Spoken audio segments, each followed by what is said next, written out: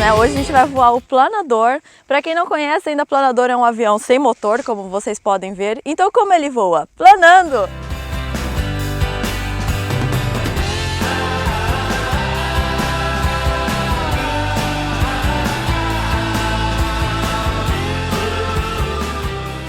Cheque de comandos. Olha lá, levantou a asa. Vai dar uma corridinha agora, emagrecer um pouco. Olha lá.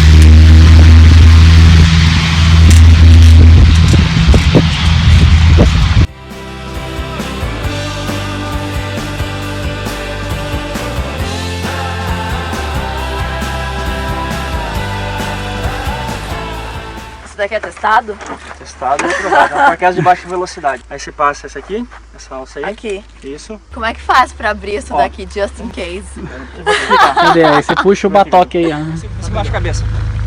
Vai, você tá mais pra frente. Não baixa a cabeça? Não. Então tá bom.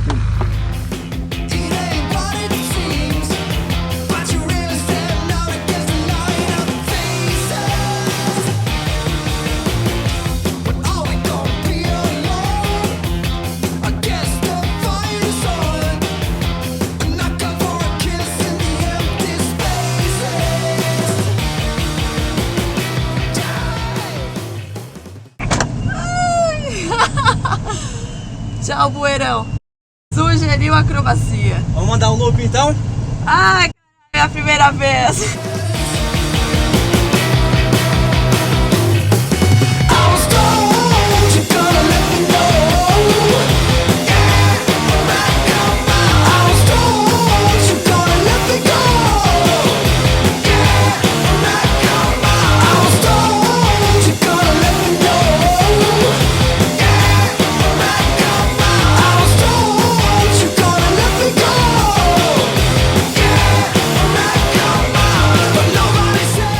E aí, curtiu?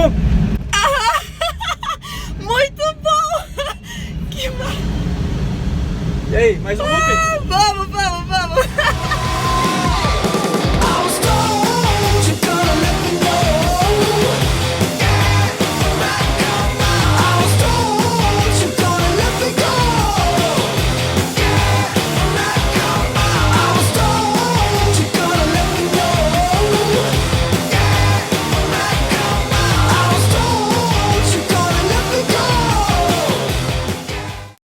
Quer experimentar um pouquinho? Então, ó, me acompanha. Tá contigo, sente ele. You saw it little by little. What about common sense? And now we're stuck in the middle, so we climb the fence. It's like the whole turned its back on us, and now we can't tell if it's heaven or hell. It's like knowing all the answers. Outra manobra que eu gosto de fazer é tentar botar 0G aqui. Vamos ver se a gente consegue. Vamos, vamos!